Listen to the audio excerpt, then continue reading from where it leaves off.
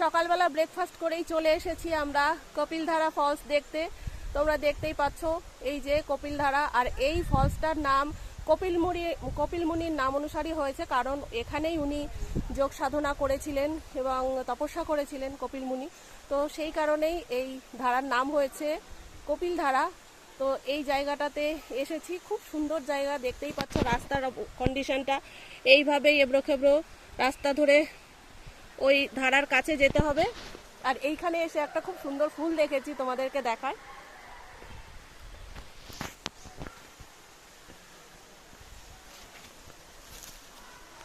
এই ফুলটা দেখো, জাস্ট দেখতে পাচ্ছ কি দারুণ না ফুলটা দেখতে।